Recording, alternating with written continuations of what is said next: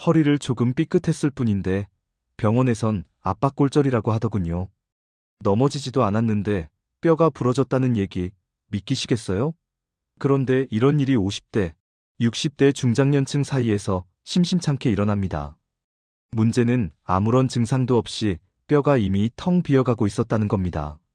많은 분들이 골다공증은 나이 많은 노인들만 겪는 병이라고 생각하시지만 사실은 그렇지 않습니다. 특히 여성은 폐경 이후 급격하게 뼈가 약해지고 남성도 50대부터는 골밀도가 서서히 줄어들기 시작해요. 그리고 뼈는 한번 부러지면 회복하는 데 오랜 시간과 고통이 따릅니다. 오늘 영상에서는 골다공증을 막는 가장 현실적이고 쉬운 방법들을 알려드리려고 합니다. 병원에 가기 전 약을 먹기. 전 지금 당장 식탁 위에서, 운동 습관에서, 햇볕 아래에서 우리가 할 수 있는 것들이 의외로 많거든요. 끝까지 시청하시면 매일 5분만 투자해도 뼈를 튼튼하게 만드는 운동법, 음식으로 챙기는 칼슘과 비타민 D, 꼭 알아야 할 골밀도 검사 시기까지 모두 정리해드립니다. 특히 영상 마지막에는 골다공증 위험을 체크할 수 있는 자가 점검 리스트도 알려드릴 테니 꼭 끝까지 함께 해주세요. 뼈가 부러지기 전까진 우리 대부분은 내 뼈가 약해지고 있다는 사실을 전혀 느끼지 못합니다. 이게 바로 골다공증의 무서운 점입니다. 소리 없이 찾아오는 병이라고 부르는 이유도 바로 여기에 있어요. 쉽게 말하면 골다공증은 뼈 속이 비어가는 병입니다. 겉으로 보기엔 멀쩡해 보여도 안쪽은 점점 구멍이 생기고 약해지는 거죠. 젊을 때는 뼈가 단단하고 촘촘하지만 나이가 들면서 그 밀도가 점점 줄어들면서 뼈가 푸석푸석해지고 약해집니다. 마치 나무가 썩기 시작하면 처음엔 멀쩡해 보여도 조금만 힘을 줘도 부러지듯 골다공증도 어느 순간 작은 충격만으로도 뼈가 부러질 수 있게 되는 거예요. 특히 중년 이후엔 골다공증이 아주 천천히 하지만 꾸준하게 진행되기 때문에 평소엔 통증도 없고 특별한 느낌도 없습니다. 그러다 한번 넘어졌을 때, 허리를 삐끗했을 때, 혹은 그냥 무거운 물건을 들었을 뿐인데도 갑자기 뼈가 부러지는 일이 생기죠. 그리고 이때 병원에 가서 골밀도 검사를 해보면 이미 골다공증이 상당히 진행된 경우가 많습니다. 여성은 폐경 이후 여성 호르몬이 급격히 줄어들면서 뼈의 흡수와 생성의 균형이 무너집니다. 이 호르몬은 뼈를 보호하는 역할을 해주는데 이게 줄어들면 뼈 손실 속도가 빨라지기 때문이죠. 남성도 마찬가지로 나이가 들면 테스토스테론이라는 남성 호르몬이 줄면서 뼈 건강에 영향을 미칩니다. 문제는 골다공증이 단순히 뼈가 약해지는 것만이 아니라는 점이에요. 뼈가 약해지면 그만큼 낙상이나 충격에 의한 골절 위험도 커지죠.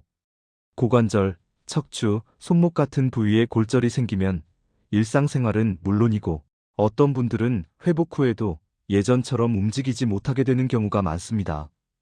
그러니 이 골다공증이라는 병은 단순히 병명 하나의 문제가 아니라 앞으로의 삶의 질과 직결되는 매우 중요한 건강 문제인 거죠. 그런데 아직도 많은 분들이 나는 뼈 튼튼한 체질이야라며 안심하고 계시고 정작 골다공증이 찾아왔을 때는 이미 뼈가 부러진 후인 경우가 많습니다. 그래서 중요한 건 뼈가 부러지기 전에 미리 골다공증의 진행을 늦추고 예방할 수 있는 습관을 생활 속에 만들어가는 겁니다. 그 첫걸음은 바로 지금처럼 뼈가 왜 약해지는지를 이해하는 데서 시작합니다. 그리고 이 다음으로 중요한 건 과연 우리 뼈가 왜 이렇게 약해지는가, 그 원인을 제대로 아는 것이겠죠. 이제 그 이유를 하나하나 짚어보겠습니다. 이 영상이 나와 우리 가족의 뼈 건강을 지키는 작은 시작이 되기를 바랍니다. 그리고 도움이 되셨다면 지금 떠오르는 그분 허리가 약한 부모님이나 친구에게 꼭 공유해주세요. 구독과 좋아요는 건강을 위한 의미 있는 습관이라는 점도 기억해 주시고요. 뼈가 약해지는 데는 단순히 나이만의 문제가 아닙니다. 물론 나이가 들수록 골밀도가 감소하는 건 자연스러운 현상이지만 문제는 이 속도를 빠르게 만드는 생활 습관들이 우리 일상 곳곳에 숨어 있다는 점이에요. 먼저 가장 큰 원인은 노화입니다. 나이가 들면서 뼈를 만드는 속도보다 잃는 속도가 더 빨라지게 되죠. 이건 마치 매일 저금하는 돈보다 나가는 돈이 많으면 통장이 점점 비는 것과 같아요. 젊었을 때는 뼈가 새로 생기고 채워지는 속도가 빨라서 골밀도가 유지되지만 중장년 이후에는 그 균형이 서서히 깨집니다. 여성의 경우 폐경 이후에 여성 호르몬인 에스트로겐이 급격히 줄어드는 것도 큰 원인입니다. 이 호르몬은 뼈를 보호하는 역할을 해주는데 갑자기 사라지면 뼈를 지키는 방패가 없어지는 셈이죠. 그래서 여성은 폐경 후 510년 사이에 골밀도가 급격히 감소합니다. 두 번째는 운동 부족입니다. 우리 몸의 뼈는 쓰면 쓸수록 튼튼해집니다. 적당한 자극이 뼈를 강하게 만들죠. 특히 체중을 싣는 운동 걷기, 계단 오르기 같은 활동이 뼈에 자극을 주면서 새로운 뼈를 만들도록 돕습니다. 그런데 운동이 부족하면 뼈는 자극을 받지 못하고 점점 약해집니다. 마치 쓰지 않는 근육이 점점 줄어드는 것처럼요. 세 번째는 영양 불균형입니다. 뼈를 구성하는 데 필요한 칼슘이나 비타민 D가 부족하면 아무리 운동을 해도 튼튼한 뼈가 만들어지기 어렵습니다.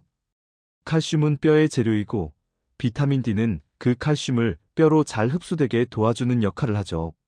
그런데 칼슘이 부족한 식단, 실내 생활로, 햇빛을 잘 못 쬐는 습관 등으로 이 두 가지가 부족해지는 경우가 많습니다. 또 하나 간과하기 쉬운 원인이 바로 흡연과 음주입니다. 담배 속에 있는 독성 물질은 뼈를 만드는 세포의 활동을 억제하고 술은 칼슘 흡수를 방해합니다. 그래서 오랜 흡연이나 과음은 골다공증의 중요한 위험 요소로 꼽힙니다. 이 외에도 스테로이드 같은 약물을 장기간 복용하거나 갑상선 기능 항진증, 류마티스 같은 만성 질환이 있는 경우도 뼈 건강에 영향을 줄 수 있습니다. 이런 질병이나 약물은 뼈의 재생을 방해하거나 빠르게 소실되도록 만들기도 하거든요. 결국 골다공증은 한 가지 원인으로 생기는 병이 아닙니다. 나이, 호르몬 변화, 운동 부족, 영양 결핍, 잘못된 생활 습관 등이 복합적으로 작용해서 서서히 뼈를 약하게 만드는 병이에요. 그래서 단순히 나는 아직 괜찮다는 생각만으론 예방이 어렵습니다. 하지만 다행히도 이 모든 원인들은 우리가 조절할 수 있는 것들이 많습니다. 특히 지금 50대나 60대라면 지금부터라도 생활 습관만 잘 조절해도 뼈의 손실 속도를 충분히 늦출 수 있습니다. 그리고 그렇게 준비해두면 70대, 80대에도 걷고 움직이고 쓰러지지 않는 튼튼한 뼈를 유지할 수 있게 되는 거죠. 그렇다면 왜 하필 50대부터 뼈 건강을 신경 써야 하는 걸까요? 이제 그 이유를 조금 더 자세히 말씀드리겠습니다. 우리는 보통 70세 이후가 되어야 뼈 건강을 걱정하기 시작합니다. 그런데 실제로 골다공증은 50대부터 이미 조용히 꾸준히 진행되고 있다는 사실 알고 계셨나요? 뼈는 매일 조금씩 약해지기 때문에 느낌이 없다는 건 결코 문제가 없다는 뜻이 아닙니다. 특히 50대는 뼈 건강의 분기점입니다. 이 시기를 어떻게 보내느냐에 따라 10년 뒤, 20년 뒤의 삶의 모습이 완전히 달라질 수 있어요. 중장년이 된 지금은 외형적으로는 건강해 보여도 뼛속에서는 이미 변화가 시작되고 있는 시기거든요. 여성의 경우 폐경 전후로 골밀도가 빠르게 감소하기 시작하는데 이때 아무런 대비 없이 지나가면 뼈는 생각보다 빨리 약해집니다. 남성도 예외가 아닙니다. 근육량과 함께 골밀도도 서서히 줄어들기 시작하면서 체중을 지탱하는 척추나 무릎, 고관절 등에 무리가 오기 시작하죠. 문제는 중장년 이후의 골절은 단순한 뼈 부러짐이 아니라는 겁니다. 한 번의 골절이 삶 전체를 바꿔놓을 수 있어요. 특히 고관절이 부러지면 수술은 물론이고 회복까지 매우 오랜 시간이 걸립니다. 어떤 분은 다시 걷지 못하는 경우도 있습니다. 이건 단지 이동의 불편을 넘어 독립적인 삶을 유지할 수 없게 된다는 뜻이기도 해요. 게다가 중장년층의 낙상 사고는 단순히 넘어졌다로 끝나지 않습니다. 뼈가 약해진 상태에서는 아주 작은 충격에도 골절이 쉽게 일어나고 회복이 더딜 뿐 아니라 그 사이 활동량이 줄면서 다시 근육도 함께 빠지게 되죠. 이 악순환이 바로 노쇠의 시작점이 됩니다. 그래서 지금 이 시기, 즉 중장년기야말로 골다공증 예방의 골든타임입니다. 아직 골밀도가 남아있고 회복력도 있는 지금이야말로 뼈를 단단하게 만들어서 훗날을 대비할 수 있는 가장 중요한 시기라는 거죠. 조금만 더 비유를 들어보자면 마치 나무가 건강할 때 기둥을 보강해 놓으면 태풍이 와도 쓰러지지 않는 것처럼 우리 몸도 건강할 때 뼈를 튼튼하게 만들어두면 나이 들어서도 큰 문제 없이 버틸 수 있습니다. 반대로 지금 관리를 소홀히 하면 작은 충격에도 크게 다치게 되는 거예요. 또 하나 중요한 점은 중장년기엔 뼈 외에도 여러 건강 문제가 겹쳐지기 시작한다는 거예요. 혈압, 당뇨, 고지혈증 같은 만성질환과 함께 골다공증까지 진행되면 약물 복용도 복잡해지고 회복력도 떨어집니다. 그래서 단순히 뼈만의 문제로 생각하면 안 되는 거죠. 지금까지 말씀드린 내용을 정리하면 중장년기에는 골밀도 감소가 본격적으로 시작되고 회복력은 점점 느려지며 골절 시 삶의 질에 치명적인 영향을 줄 수 있기 때문에 이 시기에 골다공증을 예방하는 것이 무엇보다 중요하다는 겁니다. 그렇다면 이런 중요한 뼈를 지키기 위해 우리가 먹어야 할 음식과 챙겨야 할 영양소에는 무엇이 있을까요? 이제 그 구체적인 방법을 함께 살펴보겠습니다. 뼈 건강을 지키는 데 있어 가장 기본이 되는 건 뼈의 재료가 되는 영양소를 꾸준히 잘 챙겨주는 것입니다. 마치 집을 지을 때 튼튼한 벽돌이 필요하듯이 우리 몸의 뼈도 좋은 재료가 있어야 단단하게 유지될 수 있어요. 그중 가장 중요한 건 단연 칼슘입니다. 칼슘은 뼈를 구성하는 핵심 성분이에요. 전체 뼈 무게의 99%가 칼슘으로 이루어져 있다 해도 과언이 아니죠. 그런데 나이가 들수록 칼슘의 흡수율은 점점 떨어지고 몸속에서는 오히려 빠져나가는 속도가 빨라집니다. 그래서 식사로 충분히 보충해주는 게 중요해요. 칼슘이 풍부한 음식으로는 대표적으로 우유, 요구르트, 치즈 같은 유제품이 있고 멸치, 뱅어포, 두부, 시금치, 브로콜리, 미역 같은 채소와 해조류에도 꽤 많은 칼슘이 들어있습니다. 단, 시금치나 근대처럼 수산 성분이 많은 채소는 칼슘 흡수를 방해할 수 있으니 조리할 때 데쳐서 물기를 꼭 제거해주는 것이 좋습니다. 그리고 칼슘이 아무리 많아도 이걸 뼈로 잘 흡수되게 도와주는 게 바로 비타민 D입니다. 비타민 D는 햇빛 비타민이라고도 하죠. 우리 몸은 햇볕을 받으면 스스로 비타민 D를 만들어내는데 요즘처럼 실내 생활이 많은 경우 부족하기 쉽습니다. 그래서 식사로도 꼭 챙겨야 해요. 비타민 D가 풍부한 음식으로는 연어, 고등어, 계란 노른자, 버섯류 등이 있어요. 특히 등 푸른 생선은 칼슘과 비타민 D가 함께 들어있어서 뼈 건강엔 그야말로 보약 같은 음식입니다. 구워 먹거나 찜으로 먹는 것도 좋고 부담스럽다면 국이나 찌개에 조금씩 넣어 드셔도 충분히 도움이 됩니다. 또한 마그네슘도 뼈 건강에 매우 중요한 역할을 합니다. 마그네슘은 칼슘이 뼈 속에서 제대로 기능하도록 도와주는 조력자 같은 역할을 하죠. 견과류, 바나나, 통곡물, 콩류에 많이 들어있는데 하루 한 줌 정도의 견과류나 잡곡밥 한 그릇으로 충분히 보충할 수 있습니다. 그리고 우리가 흔히 놓치는 것 중 하나가 바로 단백질이에요.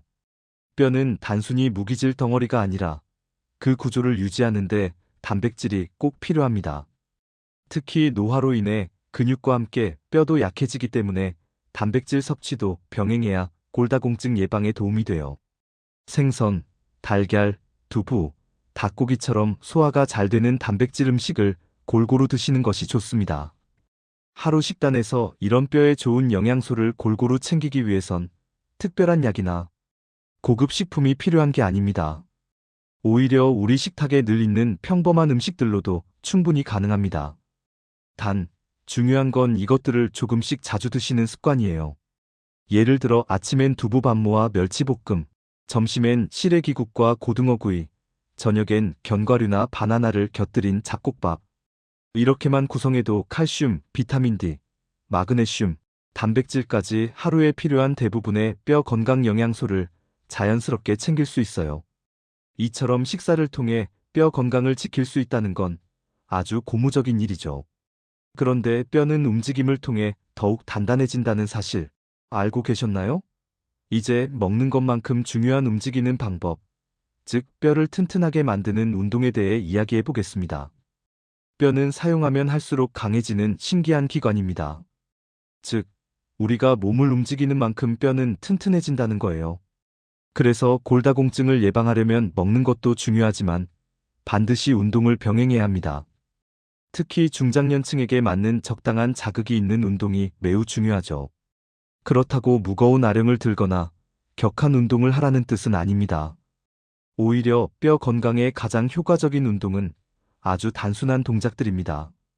핵심은 체중을 싣는 움직임이에요. 걷기, 계단 오르기, 제자리에서 뛰기 같은 움직임이 뼈에 자극을 주고 새로운 뼈 생성에 도움을 줍니다. 매일 30분 정도 빠르게 걷는 것만으로도 척추와 다리뼈는 물론 전신의 혈액순환에도 큰 도움이 됩니다.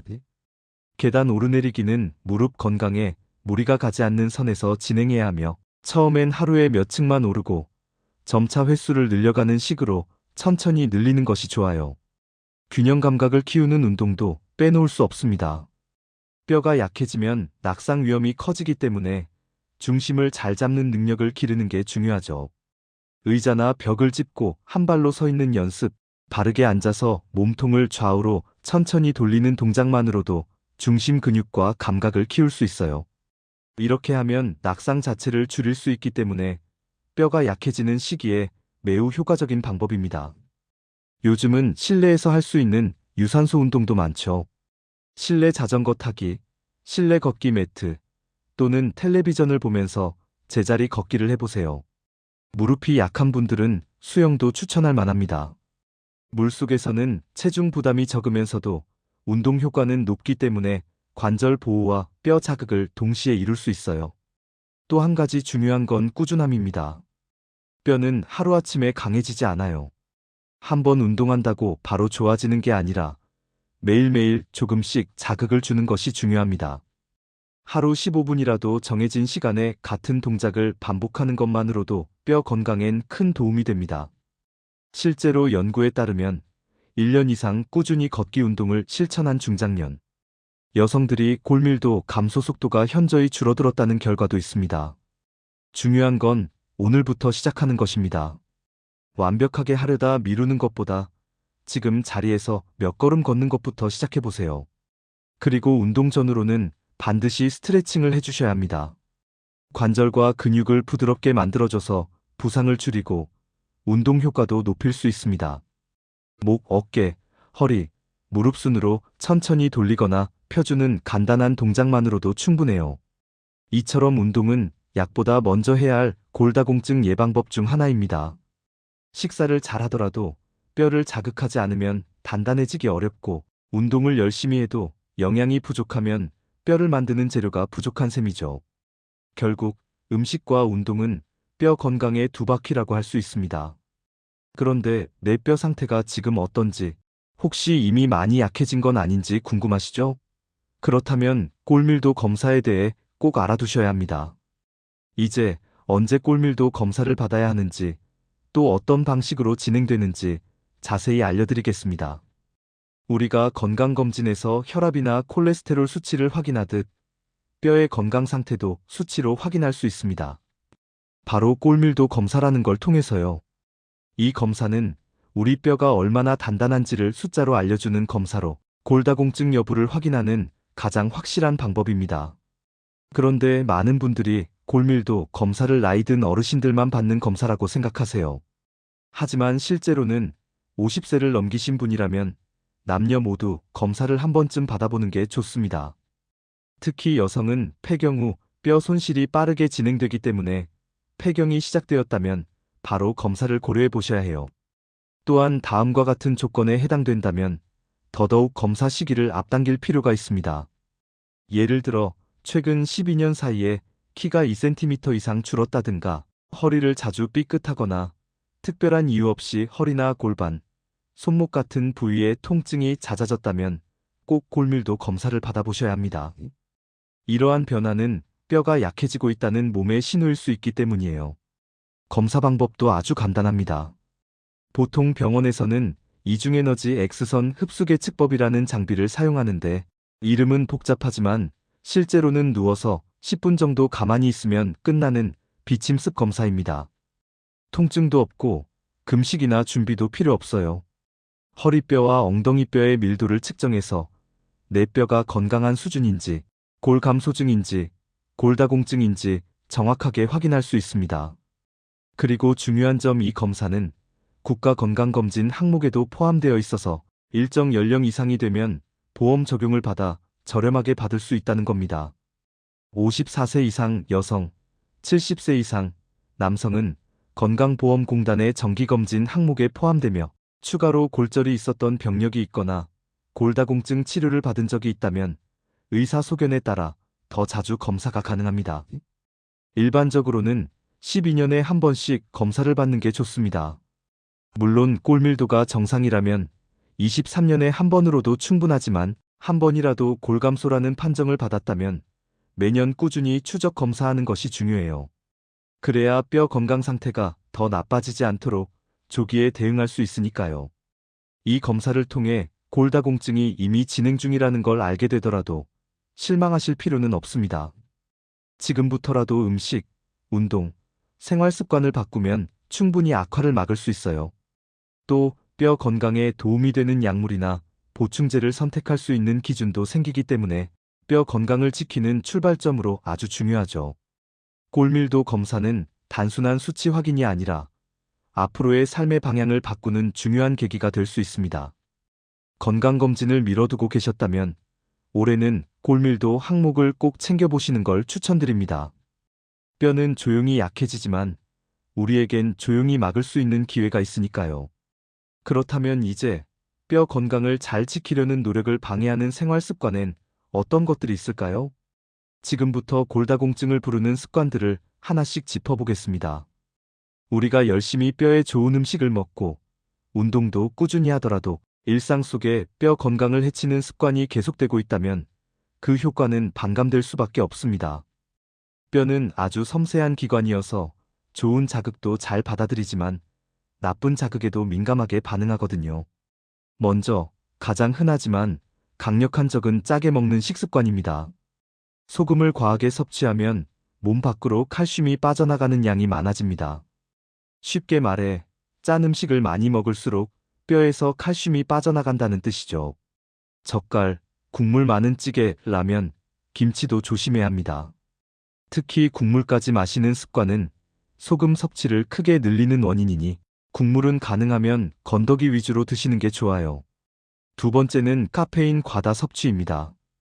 커피, 홍차, 녹차, 콜라 등에는 카페인이 들어있는데 이 성분이 칼슘 흡수를 방해할 수 있습니다. 물론 하루 한두 잔의 커피는 큰 문제가 되지 않지만 커피를 물처럼 마시는 습관은 뼈 건강에는 해로울 수 있어요.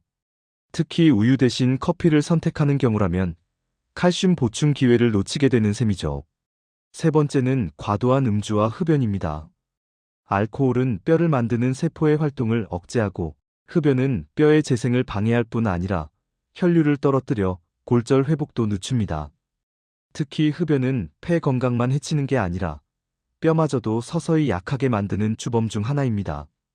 따라서 골다공증을 예방하려면 술과 담배는 가급적 멀리하는 것이 좋습니다.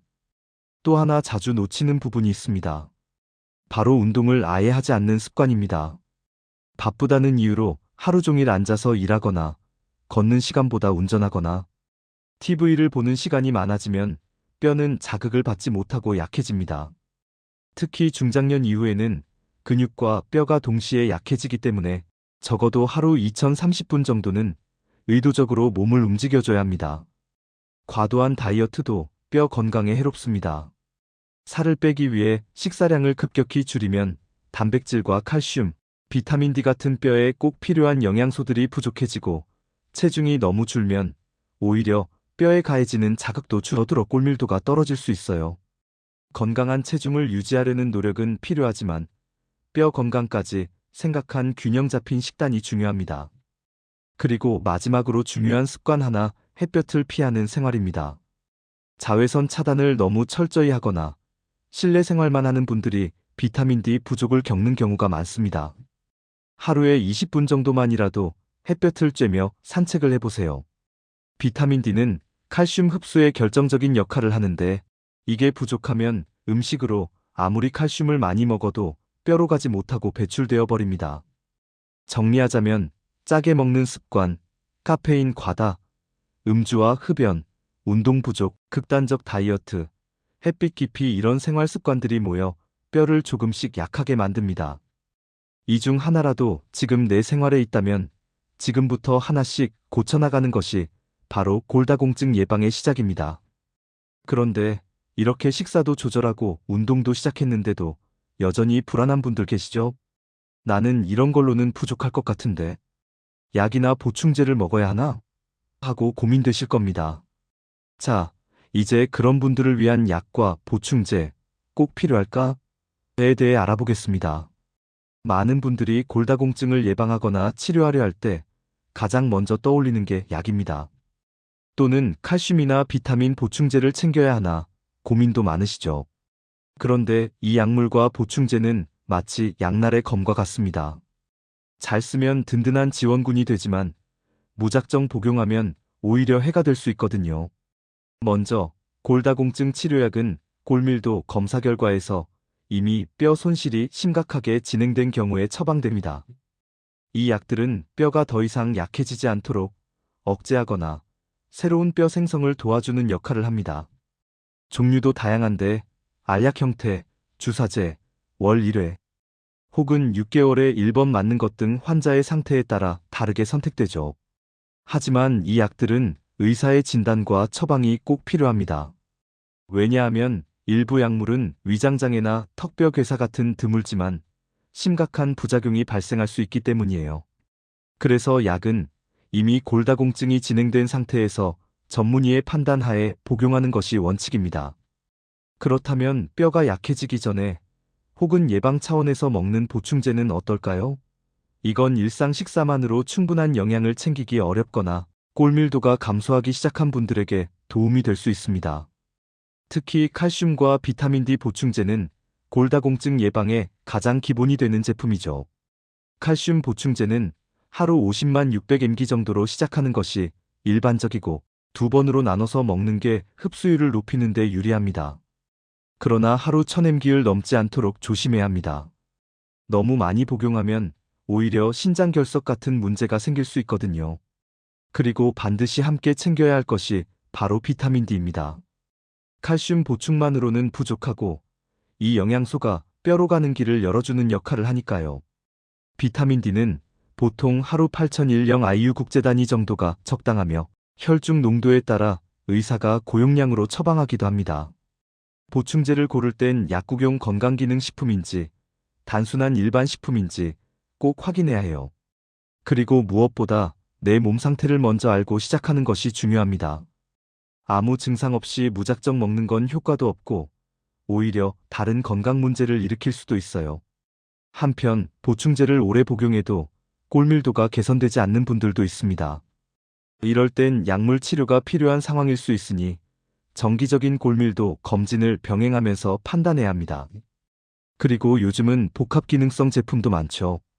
칼슘, 비타민 D, 마그네슘, K 등이 함께 들어있는 제품은 흡수율이 높고 편리하기도 합니다.